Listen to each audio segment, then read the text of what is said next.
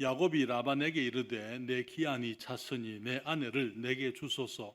내가 그에게 들어가겠나이다. 라반이 그곳 사람을 다 모아 잔치하고 저녁에 그 딸 레아를 야곱에게로 데려가며 야곱이 그에게로 들어가니라. 라반이 또 그 여종 실바를 그 딸 레아에게 신으로 주었더라. 야곱이 아침에 보니 레아라. 라반에게 이르되 외삼촌이 어찌하여 내게 이같이 행하셨나이까? 내가 라헬을 위하여 외삼손께 봉사하지 아니하였나이까? 외삼촌이 나를 속이심은 어찌미니이까? 라반이 가로되 형보다 아우를 먼저 주는 것은 우리 지방에서 하지 아니하는 바이라. 이를 위하여 7일을 채우라. 우리가 그도 내게 주리니 내가 그를 위하여 또 7년을 내게 봉사할지니라. 야곱이 그대로 하여 제7일을 채우매 라반이 딸 라헬도 그에게 아내로 주고 라반이 또 그 여종 빌하를 그 딸 라헬에게 주어 시녀가 되게 하며 야곱이 또한 라헬에게로 들어갔고 그가 레아보다 라헬을 더 사랑하고 다시 7년을 라반에게 봉사하였더라. 여호와께서 레아에게 총이 없음을 보시고 그의 태를 여셨으나 라헬은 무자하였더라. 레아가 잉태하여 아들을 낳고 그 이름을 르우벤이라 하여 가로되 여호와께서 나의 괴로움을 권고하셨으니 이제는 내 남편이 나를 사랑하리로다 하였더라. 그가 다시 잉태하여 아들을 낳고 가로되 여호와께서 나의 총이 없음을 들으셨으므로 내게 이도 주셨도다 하고 그 이름을 시므온이라 하였으며 그가 또 잉태하여 아들을 낳고 가로되 내가 그에게 새 아들을 낳았으니 내 남편이 지금부터 나와 연합하리로다 하고 그 이름을 레위라 하였으며 같이 읽겠습니다. 그가 또 잉태하여 아들을 낳고 가로되 내가 이제는 여호와를 찬송하리로다 하고 이로 인하여 그가 그 이름을 유다라 하였고 그의 생산이 멈추었더라. 아멘. 기도하겠습니다. 아버지 하나님, 주님의 말씀을 감사드립니다. 주님, 또한 주님께서 주의 자녀들 우리 주님 예수 그리스도를 믿음으로 우리가 주의 자녀된 하나님의 백성들을 구별하셔서 또 주님 우리가 한 주간 동안 살아가면서 여러 가지 분주한 일들과 우리가 해야 될 많은 책임들이 있고 또 많은 일들이 있지만은 그 가운데서도 주님을 섬기는 것을 우선으로 생각하여서 주님의 존전에 함께 나와서 이제 주께 예배드리는 주의 자녀들을 축복해 주시옵소서. 우리에게 영원한 소망을 주신 것을 감사드립니다. 또한 주님 우리와 늘 동행하시는 주님을 감사드립니다. 주의 진리의 말씀 가운데 저희를 인도하셔서 우리로 하여금 주의 진리의 말씀의 의미를 우리가 깨닫고 말씀의 원리를 따라 살아가는 저희 되게 해 주시옵소서. 이 종이 주님을 사모하오니 주님께서 이 시간 종을 축복하시고 주장하심으로 주의 말씀을 통하여 다시 한번 진리를 생각할 때에 우리가 주의 진리로 인하여 기뻐할 수 있게 하여 주시옵소서. 주님의 복되신 이름을 감사합니다. 예수님의 이름으로 기도했습니다. 아멘. 자리에 앉으시겠습니다. 야곱이 자신이 범한 죄로 인해서 형의 진노를 샀습니다. 그래서 그는 이제 결국은 가족을 떠나서 바단 아람 외삼촌이 있는 라반이 있는 곳으로 피신을 하게 된 것을 우리가 지금 생각을 하고 있습니다. 그는 바단 아람으로 가는 그 길에 밤중에 우리 주님을 만나게 되고 주님의 약속을 얻게 되고 또 주님과 함께 이제 자신의 삶을 헌신하는 그런 복된 일들이 그에게 있었지만은 그러나 주님을 만났기 때문에 모든 것이 중단된 것이 아니에요. 주님을 만났지만은 여전히 마찬가지로 야곱에게는 가야 될 길이 있었던 것을 보게 됩니다. 우리가 예수님을 만나고 난 다음에 이 세상에 모든 것들이 중단되어진다면 얼마나 좋겠습니까? 모든 것이 새롭게 되고 모든 것이 이제 하나님의 축복 속에서 모든 것이 이렇게 밝고 평안하고 모든 것이 주님의 축복 속에서 우리가 더 이상 아무것도 하지 않고 주님이 다 해결해 주신다면 너무나 좋겠지만은 사실은 우리의 삶은 그렇지를 않습니다. 우리가 주님을 만나고 난 이후에도 여전히 우리는 우리가 가야 될 길을 가야 되고 우리가 해야 될 일을 해야 되고 우리의 의무와 책임을 다 해야 하는 것이 그리스도인의 삶이죠. 그래서 이제 이 나중에 20년 이후에 이 야곱이 다시 베들로 돌아오지만은 이제 하나님의 사람으로 그가 다시 돌아올 때까지 그는 인생을 배워야 했고 또 사람을 배워야 했고 하나님을 배우고 주님과 동행하는 그 인생의 경험을 해야만 했던 것이지요. 그래서 우리는 지난주에 이제 그 이 야곱이 이 바단 아람으로 가면서 홀로 살아가는 것. 이제 이제는 더 이상 어머니가 뒤에 없고 아버지에게 가서 자신의 일을 얘기할 수가 없고, 근데 이제 바단 아람으로 가지만은 이제 외로운 삶, 홀로 살아가는 삶을 살아야 했던 것을 함께 생각을 했습니다. 사실 우리가 80억 인구 가운데 살지만은 우리 모두는 각자의 삶을 살고 있습니다. 주님께서 주신 우리의 삶을 개별적으로 우리가 살아가고 있는 것이죠. 물론 주님께서 우리들에게 배우자들을 허락하시고 또 동료들을 허락하시고 함께 주님을 섬길 수 있는 귀한 동역자들을 주시고 또 성도들을 주시고 우리가 사랑하면서 살아가게 하셨지만은, 그러나 결국 우리의 모든 삶의 책임은 우리가 주님 앞에서 개별적으로 져야 되고, 주님이 우리에게 주신 삶의 모습은 다 각자가 다른 것을 우리가 함께 생각을 했습니다. 그러면서 우리는 또한 이제 다른 사람들과 함께 어울려서 이 야곱이 이제 하란에서 온 목자들을 만나서 우물가에서 만나잖아요. 거기서 이제 처음으로 야곱은 자기 생각과 다른 사람들을 거기서 만났다고 말씀을 드렸습니다. 그러면서 생각이 다른 사람들과 함께 살아가는 것, 그런 것을 이제 우리가 배워야 하는 것을 또 함께 생각을 해드렸어요. 그리고 이제 이 야곱은 자기 삶에 대해서 이제 스스로 자기 결정을 내리는 것. 다시 말하면은 이제 라반이 말하기를 네가 비록 나의 이 고륙이지만은 어찌 내 일을 공으로만 할 수 있겠느냐, 내 삭시 무엇이냐라고 했을 때 그는 이제 그의 결혼을 위해서 라헬을 선택하게 되고 7년을 라반을 섬기겠다고 그렇게 이제 결정을 하게 되는 것을 보게 되죠. 그리고 이제 그는 자기 결정을 따라서 결정에 매여서 살아가는 삶을 살게 되었던 것입니다. 우리는 우리의 모든 삶이 그러한 것을 함께 생각을 하면서 오늘은 이제는 이제 야곱이 외삼촌 라반의 집에 있으면서 그는 새로운 신분을, 그의 삶에 이제 새로운 장이 열리게 되고 새로운 신분을 얻게 되는 것을 우리가 함께 보게 되는데요. 첫째로 우리는 야곱이 그 외삼촌 라반의 집에서 이제는 자유의 몸이 아닌 종의 신분으로 살게 되는 것을 우리가 여기서 발견하게 됩니다. 처음에 이 라반은 이 야곱을 매우 반갑게 맞이해드렸어요. 창세기 29장 14절에 성경은 말하기를 라반이 가로되 너는 참으로 나의 고륙이로다 하였더라. 야곱이 한 달을 그와 함께 거하였다, 그렇게 말씀을 했습니다. 라반의 집에서 한 달을 거하면서 그 시간은 야곱에게 매우 특별한 시간이었습니다. 이게 지금까지 이제 라헬이 아버지의 양들을 돌아보았잖아요. 그가 우물가에 있을 때에 그 하란에서 온 목자들을 만났을 때에 거기에 라헬이 아버지의 양들을 끌고 오는 것을 만나지 않습니까? 그러면서 거기에 이제 라헬과 그 양들을 위해서 이제 우물 이제 뚜껑을 열고는 자기가 물을 길어서 다 먹였잖아요. 그러면서 이제 그 한 달은 야곱에게 있어서 매우 특별한 시간이었을 거예요. 왜냐하면 이제 야곱의 직업이 양치는 사람 아닙니까? 그러니까 이제는 라반을 위해서 라헬과 함께 밖에 나가서 이제는 들여서 이제 양을 치는 그 일들을 하게 되는 것입니다. 그러면서 이제 야곱은 라헬을 특별히 주목해서 보게 되고 라헬을 사랑하게 되고, 또 이제 마찬가지로 이 라반 역시 야곱을 주목해서 보는 그런 시간들이 되었습니다. 그리고 이제 이 야곱이 집을 떠나서 이 브엘세바를 떠나서 이제 아버지 이삭과 리브가를 떠나올 때의 목적이 뭐였습니까? 여러분 기억하시죠? 그 목적이 뭐였더랬어요? 그때 이삭이 말하기를 여기 바단 아람에 있는 너희 외삼촌 라반의 딸들 중에서 어떻게 하라 그랬어요?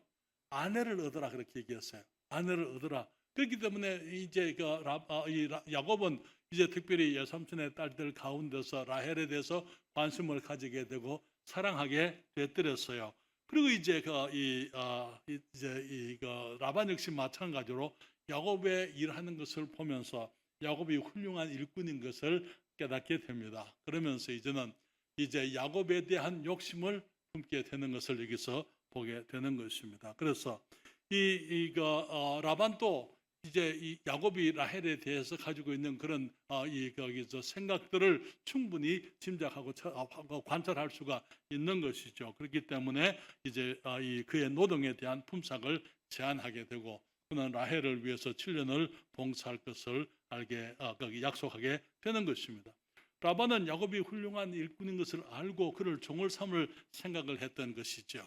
다시 말하면 이제 강교한 사람이었기 때문에 야곱이 라헬을 사랑하는 것을 알고는 이제는 그 야곱을 묶어 놓으려고 그의 딸을 통해서 묶어 놓으려고 그런 계획을 했던 것을 우리가 여기서 보게 됩니다. 그래서 야곱은 순수한 마음으로 라헬을 위해서 7년을 봉사했습니다만은 그러나 7년 봉사 이후에 라헬과 결혼을 하려고 했을 때에 이제 첫날 밤을 보내고 나서 아침에 보니까 라헬이 아니고 레아가 들어와 있었어요. 그렇죠? 그때 이제 이 야곱이 외삼촌에게 따지죠. 내가 외삼촌의 작은 딸 이 라헬을 위해서 7년을 봉사했는데 어떻게 이 레아를 내게 보냈습니까? 라고 그렇게 이제 따지게 되었을 때에 창세기 29장 26절부터 27절의 말하기를 라반이 가로되 형보다 아우를 먼저 주는 것은 우리 지방에서 하지 아니하는 바이라. 이를 위하여 7일을 채우라. 우리가 그도 그러면서 라헬도 내게 주리니 내가 그를 위하여 여기 이제는 이제 레아를 위해서 또 7년을 내게 봉사할지니라 그렇게 얘기했습니다. 여기에 그 지방의 풍습을 핑계로 했지만은 레아가 먼저 결혼을 하기를 라반이 원했다면은 다른 혼처를 구할 수 있었으리라고 생각이 됩니다. 그렇죠? 그렇지만 라반의 생각은 둘 다 이제 야곱에게 시집을 보내려고 하는 것이 라반의 생각이었어요. 그렇기 때문에 하는 말이 그 형보다 아우를 먼저 주는 것. 그러니까 둘 다 주겠다는 게, 둘 다 이제 결혼을 하겠다는 거. 그렇지만은 먼저 아우를 데리고 가기 전에 라헬과 결혼하기 전에 먼저 레아와 먼저 결혼하는 것. 그것이 그들의 풍습이다. 그렇게 얘기를 했습니다. 사랑하는 여러분, 여기에 7년을 기다리면서 특별히 이 7년 동안 야곱이 라헬을 위해서 봉사할 때 그는 이제 라반은 이 야곱을 14년 동안 묶어둘 지금 생각을 하고 있는 게 두 딸을 이 야곱에게 보내어서 그래서 여기에 만약에 이 거짓말로 이제 야곱이 장자의 명분을 추구했잖아요. 그렇죠? 이제는 그가 이 거짓말로 두 아내를 얻게 되는 그런 일을 당하게 되는 것입니다. 만약에 레아와 결혼은 야곱이 원했다면 충분히 무효화할 수 있었습니다. 법적으로. 그렇지만은 이제 그렇게 했을 때에 라반이 어떻게 나올지 모르는 거예요. 그렇죠? 라헬을 얻지 못할 수도 있고 아니면은 또 이제 그는 지금 낯선 지방에 살고 있기 때문에 외삼촌의 집을 떠나서 다른 곳으로 가야 하는 그런 일들도 있을 수 있기 때문에 그는 이제 라반의 그 제안을 받아들이게 되고 그래서 이제 라헬을 위해서 7년 봉사하고 난 이후에 또 다시 이제 레아를 위해서 7년을 이제 봉사하게 되는 것입니다. 그래서 외삼촌의 딸들 중에서 아내를 얻으려고 왔기 때문에 그는 비록 그것이 악한 제안이지만은 라헬의 제안을 받아들여서 두 아내를 얻게 되는 것입니다. 그래서 우리는 여기서 이제 또 한 가지 볼 수 있는 것은 야곱이 이제는 두 아내의 남편 처음에는 그가 자유의 신분으로 왔더랬어요. 그렇지만은 그의 죄로 인해 가지고 그는 이제 죄값을 갚게 될 때 결국은 이제 이 종의 신분이 되고 마는 것입니다. 그러면서 야곱은 이제 두 아내의 남편이 되는 것입니다. 여러분 일부 다처제는 그 당시 근동 지방의 풍습이었지만은 지금도 중동에서는 일부 다처제의 그런 일들이 지금 이제 현재 행해지고 있는 것을 알고 있습니다. 성경은 분명히 우리들에게 말하고 있습니다. 하나님께서는 한 남자에게 한 여자를 지으셨다 그렇게 말씀을 했습니다. 아담에게 주님이 하와를 지어서 아내가 되게 하셨더랬어요. 하나님께서는 한 남자가 여러 아내를 취함으로 본처를 버린다든지 아니면 본처를 이제 그 아내를 힘들게 하는 것 그런 일들을 주님이 미워하신다고 성경은 말하고 있습니다. 특별히 말라기 시대에 보게 되면은 하나님께서 이스라엘의 헌물을 이스라엘의 헌신을 그들이 주님께로 가져오는 것을 받지 않으시겠다고 말씀을 하시게 되는데요. 말라기 2장 13절부터 14절에 이런 말씀이 있어요. 너희가 이런 일도 행하나니 곧 눈물과 울음과 탄식으로 여호와의 단을 가리우게 하도다. 그러므로 여호와께서 다시는 너희의 헌물을 돌아보지도 아니하시며 그것을 너희 손에서 기꺼이 받지도 아니하시거늘 너희는 이르기를 어찌미니까 하는도다. 이는 너와 너의 어려서 취한 아내 사이에 여호와께서 일찍이 증거하셨음을 인함이니라. 그는 내 짝이요 너와 맹약한 아내로 돼 내가 그에게 괴사를 행하도다. 하나님 여러분, 이스라엘 백성들이 특별히 말라기 시대에는 이제 하나님께서 이스라엘에게 선지자들을 그만 보내시는, 이제 그들에게 새로운 하나님의 사람들을 보내지 않고 그들을 이제 주님께서 잠시 침묵하시는 400년의 침묵 기간이 있기 전인데, 그때에 이스라엘 백성들이 하나님 앞에 행하는 많은 악한 행실들이 있었더랬어요. 그래서 그런 일들로 인해서 백성 중에 눈물과 울음과 탄식이 있어서 그것이 여호와의 단을 가리우게 한다. 하나님께 사람들이 여호와의 단에 재물을 가져오지만은 그것을 가리는 것, 그것을 주님이 받지 못하게 만드는 것들이 있었는데, 주님께서 그런 사람들의 허물을 돌아보지 않고 받지 않으시겠다 했을 때 그들이 묻기를 어찌함이니까 왜 그렇습니까? 그렇게 물었더랬어요. 주님 말씀하시기를, 주님이 거기 너와 너의 어려서 취한 아내 사이에 여호와께서 증거하신다, 그렇게 말씀을 했습니다. 여러분, 모든 결혼은 하나님께서 증거하시는 거예요. 결혼이 그냥 사람들이 이루어지기 때문에 그냥 함께 만나서 살아가는 것이 아니고, 주님께서는 모든 결혼이 이루어지게 될 때 그것을 우리 주님이 증거하시는 것이다. 한 남자와 한 여자 사이의 결합을 주님이 승인하시게 되고, 주님께서 그곳에 함께 하시며 그 맹세에 우리 주님이 함께 하신다고 말씀을 하는 것입니다. 주님 말씀하시기를, 너와 너의 어려서 취한 아내 사이에 여호와께서 일찍이 증거하셨음을 인함이니라. 주님께서 결혼이 이루어지게 될 때에 주님께서 그것을 증거하셨다고 주님이 보고 계시고 주님께서 승인하시게 되고 주님께서 그것에 함께 하신다고요. 그러면서 그는 내 짝이요 너와 맹약한 아내로 돼. 그래서 결혼 세약이라는 것은 매우 엄중한 것입니다. 그냥 사람들이 좋으면 그냥 사는 것 아니고, 우리가 거기 평생을 두고 서로 맹세하고 서로 신실할 것을 주님 앞에서 서약하게 되는 것이죠. 물론 믿지 않는 사람들의 결혼이라 하더라도 우리 주님께서는 거기에 그 결혼들을 주님이 이제 인정하시고 거기에 증거하신다고 말씀을 하고 있습니다. 그래서 주님께서 말씀하시기를, 너희들이 어려서 취한 아내 사이에 여호와께서 증거하시고 네가 그에게, 그 아내에게 괴사를 행한다, 그렇게 말씀을 했는데요.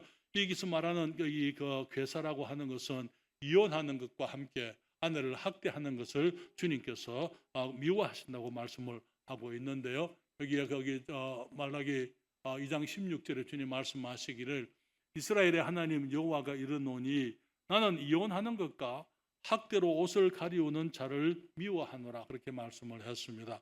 주님께서는 이혼하는 것을 미워하신다고요. 또 학대로 옷을 가리우는 자, 여러분, 옷을 가리운다는 것은 남편이 아내를 보호하고 지켜주는 것을 의미하는 거예요.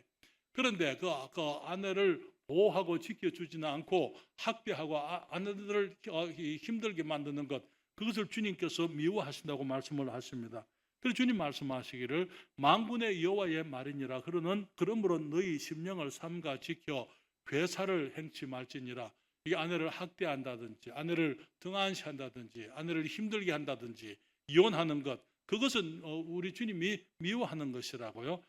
아내를 옷으로 덮어준다는 것은 아내를 보호하고 사랑하고 용납하는 것을 의미하는 것이지만은, 그러나 학대로 옷을 가리운다 그렇게 얘기했을 때에 아내를 보호하기보다는 학대하기를 일상적으로 하는 것을 의미하시는 것이죠. 그렇기 때문에 주님께서 아내에게, 남자들에게 말씀하시기를 괴사를 행치 말라고 말씀을 하셨어요. 말라기서 2장 15절에 주님이 말씀하시기를, 여호와는 영이 유여하실지라도, 유여하다는 말이 무슨 말입니까? 여유가 있다 그 말이에요. 충분하다, 충분히 남는다는 것이죠. 오직 하나를 짓지 아니하셨느냐, 어찌하여 하나만 지으셨느냐, 이는 경건한 자손을 얻고자 하심이니라. 그러므로 내 심령을 삼가 지켜 어려서 취한 아내에게 괴사를 행치 말지니라. 주님께서는 일부 다처를 주님이 기뻐하지 않습니다. 주님께서는 한 남자에게 한 여자를 주님이 지으셨어요. 그래서 이게 영이 유효하실지라도 얼마든지 주님이 원하시면 많은 아내들을 만들 수가 있지만은, 여러분 거기 아담에게 갈비가 하나만 있었던 건 아니잖아요. 갈비뼈가. 그렇죠. 그 외에도 갈빗뼈가 하나만 뽑아도 이 전혀 지장이 없을 만큼 이 하나님께서 우리 사람들에게 갈빗뼈를 충분히 주셨잖아요. 그래서 이 주님이 원하시면 얼마든지 여러 아내를 주님이 만드실 수도 있었지만 주님이 그렇게 하지 않았다는 것이죠. 왜냐하면은 주님께서 그렇게 해서 경건한 자손, 정말 한 어머니와 한 아버지 아래에서 정말 경건한 자손들을 얻으려고 하는 것이 주님의 계획이었던 것입니다. 그렇기 때문에 주님께서 이 아내에게 괴사를 행하는 것, 다시 말하면은 아내가 아닌 다른 여인을 취하는 것을 주님이 괴사를 행하는 것이다. 이혼하는 것도 마찬가지고 이제 첩을 우리 전에 옛날에 했던 것처럼 첩을 둔다든지 다른 아내를 두는 것 마찬가지로 아내에게 괴사를 행하는 것이다. 그렇게 말씀을 해드렸습니다. 여러분, 그렇기 때문에 성경에서 그런 일들이 있었기 때문에 아브라함도 여러 아내가 있었지요. 그렇죠? 여기 하갈이 있었고 그 다음에 이제 아브라함이 한 여자만 있지 않았더랬어요. 우리가 그두라라는 첩도 이 아브라함에게 있었더랬습니다. 야곱에게 이런 일들이 있었기 때문에, 그리고 나중에 보게 되면은 다윗이나 솔로몬이나 그런 많은 이 성경의 인물들이 여러 아내를 거느렸기 때문에 마치 이 여러 아내를 거느리는 것이 하나님께서 용납하시는 것인 것처럼 사람들이 생각하는 일들이 있습니다. 아니요, 여러분, 아브라함이 했다 하더라도 그것은 하나님의 뜻이 아닙니다. 모세가 했다 하더라도 그것은 하나님의 뜻이 아니고 다윗 왕이 또 솔로몬 왕이 그런 일을 했기 때문에 그 값을 얼마나 큰 값을 치러야만 했습니까? 여러분, 그래서 결국은 여기 이스라엘 백성들이 예수님께도 그런 질문을 했습니다. 주님께서 아내를 내어버리지 말라라고 그렇게 말했을 때에 그들이 예수님께 말하죠. 그렇다면 왜 모세는 이혼 정서를 써주어서 내어버리기를 허락했습니까? 그렇게 예수님께 질문을 하게 되는데요. 마가복음 10장 4절부터 9절에 보게 되면은 주님께서 말씀하십니다. 이게 성경이 말하기를 가로되 모세는 이혼 정서를 써주어 내어버리기를 누구를요? 아내를 내어버리기를 허락하였나이다. 예수께서 저희에게 이르시되 너희 마음의 완악함을 인하여 이 명령을 기록하였거니와, 여기 모세가 이 명령을 이혼 정서를 써주라고 한 것은 그것이 하나님의 뜻이기 때문에가 아니고 너희 마음, 이스라엘 백성들의 마음이 완악하기 때문에, 악하기 때문에, 그래서 너희들에게 이 명령을 기록하였거니와 창조시로부터 저희를 남자와 여자로 만드셨으니 이러므로 사람이 그 부모를 떠나서 그 둘이 한 몸이 될지니라. 이러한 적 이제 둘이 아니요 한 몸이니 그러므로 하나님이 짝지어 주신 것을 사람이 나누지 못할지니라 하시더라. 사랑하는 여러분, 그래서 이혼이라는 것은 주님께서 기뻐하지 않는 것입니다. 그래서 우리가 평생에 결혼은 평생 우리가 함께 서로 이제 신실하게 서로에게 헌신하는 헌신인 것을 우리가 알고 있습니다. 우리는 그렇게 믿는 것이지요. 사랑하는 여러분, 야곱에게 두 아내가 주어졌기 때문에 결국은 어떻게 됩니까? 야곱의 가정에 심각한 갈등과 아픔을 가져오게 되는 것을 보게 됩니다. 레아가 야곱의 첫 아내가 되었더랬어요. 레아는 야곱의 첫 여인이었기 때문에 하나님께서 레아를 야곱의 본처 아내로 인정하시는 것을 우리가 성경에서 확인하게 됩니다. 나중에 이제 우리가 야곱이 죽을 때에 이제 야곱이 아내 레아가 먼저 죽는데요. 레아를 이제 막벨라 굴 옆에 있는 헤브론의 막벨라 굴 이제 아브라함이 마련한 가족의 이 묘지에다가 이제 아브라함과 사라가 그곳에 묻혔잖아요. 이삭과 리브가가 그곳에 묻혔습니다. 그리고 이제 야곱이 죽기 전에 레아가 먼저 죽기 때문에 야곱은 그 레아를 이 조상의 선영에다가 먼저 묻게 되고, 그리고 나중에 애굽에서 자신이 죽었을 때에 그 무덤에 자기를 합장하도록 그렇게 나중에 이 야곱이 유언을 하게 되지 않습니까? 처음에는 야곱이 라헬을 사랑했더랬어요. 그리고 레아를 정말 별로 그렇게 귀하게 여기지 않았더랬습니다. 그렇지만은 이 야곱은 결국 나중에 가서는 레아가 자기에게 이 본처인 것을 그는 인정을 하게 되고, 이제 자기 이 선영에다가 레아를 먼저 묻고 나중에 그가 그곳에 묻히게 되는 것입니다. 야곱은 라헬을 더 사랑했더랬어요. 성경은 말하기를 레아는 알력이 부족했다. 다시 말하면 얼굴이 그렇게 예쁘지 않았다 그 말이죠. 그렇지만 라헬은 곱고 아리따웠다 그렇게 말씀을 했습니다. 오늘날 우리 여기에 야곱의 문제는 눈을 보는 것을 따라 행하는 것이 문제였더랬어요. 오늘날 우리의 그 사회도 마찬가지입니다. 많은 젊은이들이나 청년들의 문제는 인격이나 사람의 됨됨이를 보기보다는 내 눈이 보는 것을 따라서 사람의 가치를 판단하는 그런 이제 그 어리석음이 그런 어려움들이 있는 것을 보게 됩니다. 오늘날 사람들은 젊고 아름다운 것을 더 좋아하죠. 그렇잖아요. 그래서 정말 거기 오늘날 이 사람들이 우리 여성들은 할 수 있는 대로 젊음을 유지하기 위해서 애를 씁니다. 그리고 한국의 이 문화 가운데서 한국의 이 뭡니까 이 외형 우리들의 이 성형 수술을 얼마나 잘하는지 몰라요. 그렇죠. 그리고 며칠 전에 우리 다인이가 이 토요일 날 제가 오니까 아이들이 먼저 와가지고 다인이가 이제 이제 중학생인데 이제는 화장하는 것을 이제 배우기 시작을 하는 것 같아요. 그래서 제가 보니까 이제 아이가 좀 이렇게 얼굴이 좀 휘어졌어요. 그래서 휘어졌다 그러니까 그렇게 요즘은 그런 말 안 한다고요. 안 하고 업됐다. 업됐다 그렇게 한다고 그렇게 내게 얘기를 하더라고요. 그래서 이제 제가 이 요즘 세대를 배우느라고 제가 좀 고생을 하고 있습니다. 그래서 휘어졌다, 하얘졌다는 것은 좀 이렇게 별로 잘 안 쓰는 표현이고 휘어졌다라고 표현을 하든지 업됐다 이렇게 얘기를 해야 된다 그렇게 얘기하더라고요. 우리 한국의 화장품들이 얼마나 인기 있는지 모릅니다. 미국에서도 한국의 화장품들이 많이 팔리거든요. 전에는 프랑스의 제품들을 알아뒀지만 지금은 한국 제품들이 세계적으로 지금 인기가 있습니다. 사랑하는 여러분, 우리 오늘날 세상을 보게 되면 젊음이 인기가 있고 젊은 사람들이 인기가 있고 이 아름다운 것, 얼굴이 예쁘고 발랄하고 그런 것들을 좋아하지만은 그러나 사실 그것은 우리 화장품 문화가 발달했다, 성형수술이 발달했다. 그 말은 우리 한국 사람들 그만큼 허무에 빠져 있다 그렇게 말씀을 드릴 수가 있습니다. 그렇잖아요. 왜냐하면 젊음이라는 것은 항상 유지할 수 있는 건 아니잖아요. 아름다움도 항상 있는 것 아닙니다. 그렇기 때문에 이 외적으로 나타나는 그런 젊음이나 아름다움들, 외적인 미모 그런 것보다는 좀 더 우리가 내적인 것, 인격적인 것, 영적인 것, 정서적인 것 그런 것에 대한 가치가 더 중요한 것이죠. 성경은 우리들에게 분명히 말씀을 하고 있죠. 베드로전서 1장 24절 25절에 주님 말씀하시기를 그러므로 모든 육체는 풀과 같고 그 모든 영광이 풀의 꽃과 같으니 풀은 마르고 꽃은 떨어지되 오직 주의 말씀은 세세토록 있도다 하였으니 너희에게 전한 복음이 이 말씀이니라. 사랑하는 여러분, 우리가 이 세상에서 추구하는 그 모든 것은 다 시들게 되어져 있습니다. 그렇죠? 마르게 되어져 있습니다.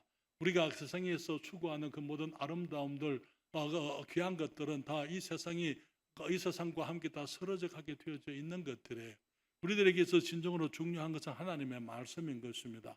말씀으로 거듭나게 되고 말씀이 우리의 내적인 인격 아름다움을 우리가 우리 안에 이제 고양하기 때문에 우리가 말씀을 사모해야만 되는 것입니다.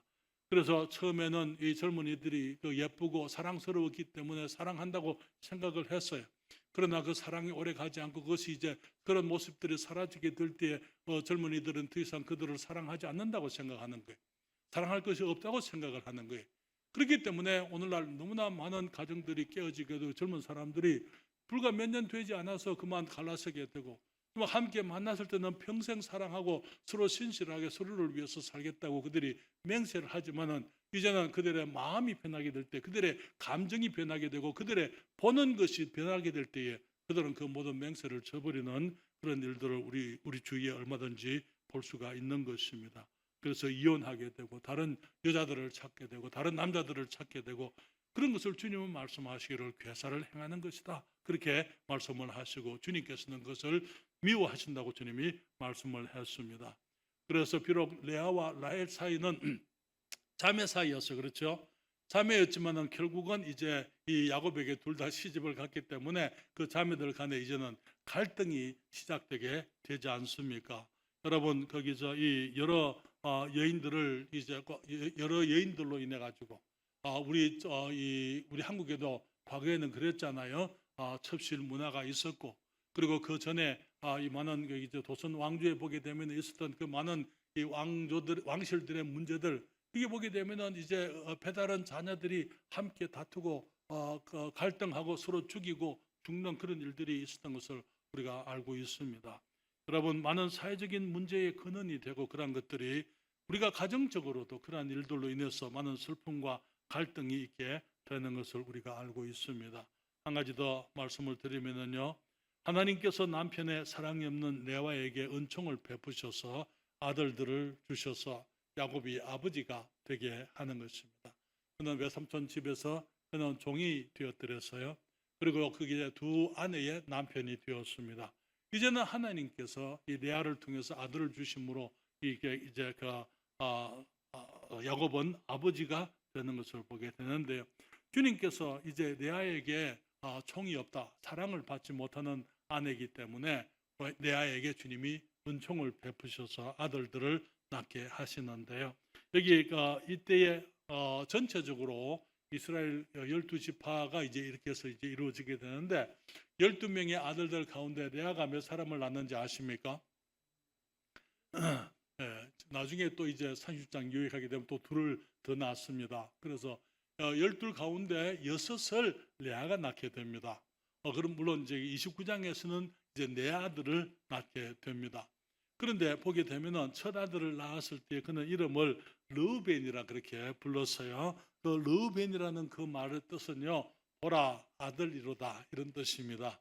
그래서 그는 말하기를 창세기 29장 31절부터 32절에 여호와께서 레아에게 총이 없음을 보시고 그의 태를 여섰으나 라헬은 무자하였더라. 레아가 잉태하여 아들을 낳고 그 이름을 르우벤이라 하여 가르되 여호와께서 나의 괴로움을 권고하셨으니 이제는 내 남편이 나를 사랑하리로다 하였더라.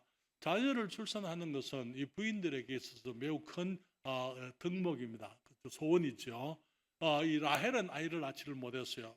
야곱의 사랑을 받았지만은 아들이 없었습니다. 그렇지만 하나님께서 레아가 사랑을 받지 못함을 보시고 주님이 레아가 아들을 낳게 하셨는데 첫 아들의 이름이 르우벤입니다. 보라 아들이로다. 그래서 이제는 내 남편이 나를 사랑하리로다. 그는 여기 레아는 남편이 자기를 사랑해 주기를 사모했습니다. 그리고 그 다음에 보게 되면 이제 거기 시몬을 낳게 되는데요. 29장 33절에 말하기를 그가 다시 잉태하여 아들을 낳고 가로되 여호와께서 나의 총이 없음을 들으셨으므로 내게 이도 주셨도다 하고 그 이름을 시몬이라 하였으며, 그 시몬이라는 그 말의 뜻은 주님이 들으셨다, 그런 뜻이에요. 주님이 내가 총이 없으면 남편의 사랑을 받지 못함을 주님이 보시고 나의 기도를 주님이 들으시고 내게 아들을 주셨다 해서 그 이름을 시몬이라 그렇게 했는데요. 여기 르우벤을 낳고 난 이후에도 여전히 이제 이 레아는 야곱의 사랑을 얻지를 못하고 있었더랬어요. 그렇기 때문에 이제 결국은 시몬을 얻게 될 때에 시몬으로 인해서 위로를 얻기를 원했더랬어요. 세 번째 아들의 이름이 뭡니까? 여기 34절에 말하기를 그가 또 잉태하여 아들을 낳고 가로되 내가 그에게 새 아들을 낳았으니 내 남편이 지금부터 나와 연합하리로다 하고 그 이름을 레위라 하였으며, 레위라는 그 단어의 뜻은요, 연합이라는 뜻입니다. 그래서 이제 새 아들을 낳았으니까 이제부터는 내 남편이 나와 연합하리로다. 무슨 말입니까? 아직까지 아들을 둘을 낳았지만은 아직까지 남편에게서부터 그렇게 큰 사랑을 받지 못하고 있었다, 그 말이잖아요. 레위를 낳고는 이제 내가 아들을 셋을 낳았으니까 이제는 야곱이 남편이 나와 연합하게 되겠다, 그렇게 여전히 지금도 남편의 사랑을 사모하고 있는 것을 우리가 보게 됩니다. 그렇지만 이제는 29장 35절에 보면 이런 말씀이 있어요. 그가 또 잉태하여 아들을 낳고 가로되 내가 이제는 여호와를 찬송하리로다 하고, 무슨 말입니까? 남편에 대한 기대를 줍겠다, 그 말이에요. 그렇죠? 이해하시겠어요? 예. 르벤을 낳으면 남편이 나를 사랑할까? 그다음에 시몬을 낳으면 남편이 나를 사랑할까? 여기에 레이까지 세 아들을 낳고 남편을 기대했지만 그래도 거기 남편의 사랑을 그가 얻지 못했을 때에 네 번째 아들 유다를 낳고는 내가 이제는 여호와를 찬송하리로다. 그 마음을 주님께로 가지고 가는 것입니다. 그래서 유다라는 그 이름의 뜻은 찬송이라는 뜻입니다. 그리고 이로 인하여 그가 그 이름을 유다라 하였고 그의 생산이 멈추었더라. 그렇게 말씀을 했습니다. 사랑하는 여러분, 여인에게는요 남편의 사랑이 절대적이죠. 그렇죠. 오늘날 물질주의 세상에서 여인들이 혼자 살려고 하는 사람, 독신주의자들이 많습니다. 그렇지만 그런 사람들은 젊었을 때는 인기도 있고 일들도 똑똑하니까 일들도 하고 이게 경제적인 이 능력도 가지고 그렇게 할 수 있지만은, 그러나 인생은 젊었을 때만 사는 게 아니잖아요. 인생은 끝까지 사는 것입니다. 그리고 젊음은 항상 유지될 수가 없는 거예요. 그렇기 때문에 너무나 많은 사람들이 여기 여권주의자들, 페미니스트들을 보게 되면은 결국은 그들의 노년을 보게 되면은 너무나 비참한 것을 보게 되는 거예요. 외롭고 누구도 그들도 보지 아니하고, 정말 거기 자식들도 없고, 결혼을 안 했으니까 자식들도 없잖아요.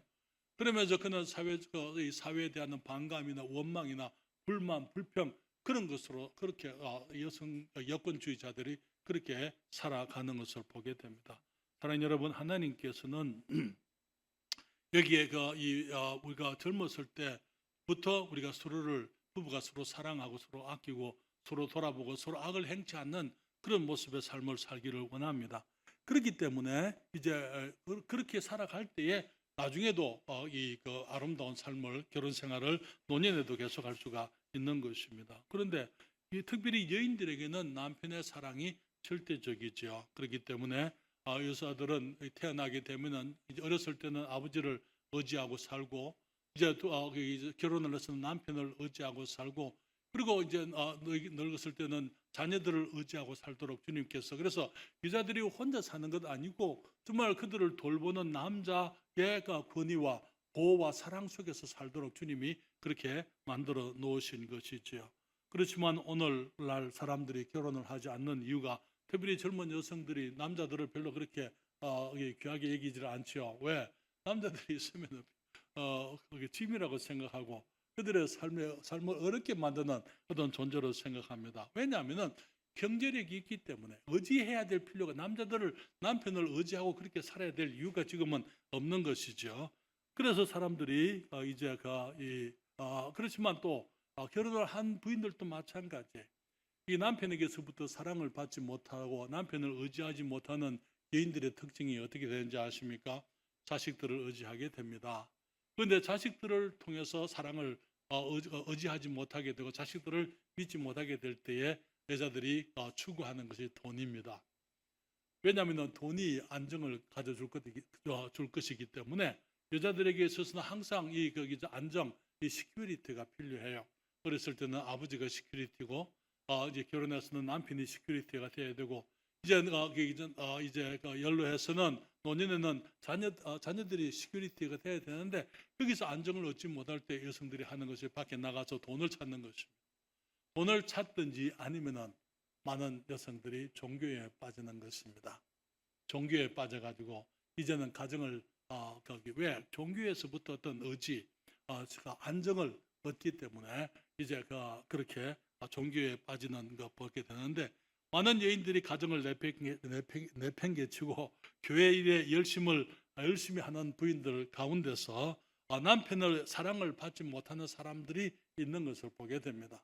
그래서 남편의 사랑보다는 교회 안에서 인정을 받고 하나님 앞에서 열심히 하게 되므로 하나님의 사랑 속에서 살아가려고 하는 그런 이 일들이 있는데요. 그것은 별로 그렇게 바람직한 것은 아니라고 생각이 됩니다. 정상적인 삶을 살아가면서 하나님을 사랑하는 것, 그것이 바람직한 거예요. 그러나 정말 이 남편이나 이 세상에서부터 어떤 의지가 없기 때문에 하나님을 찾는 것, 그것은 결코 바람직한 것이라고 말할 수가 없는 것이죠. 여러분, 여기에 레아가 네 번째 아들을 낳고는 말하기를 내가 이제는 여호와를 찬송하리로다, 그렇게 얘기한 것을 여기서 우리가 보게 됩니다. 그러나 여러분, 결론을 잠깐 내리면은요, 속이는 자가 속는 자가 되어뜨렸어요. 그렇죠? 야곱은 속이는 자였더랬습니다. 그리고 이제 속임을 당하는 일들이 이제 있게 되는 것입니다.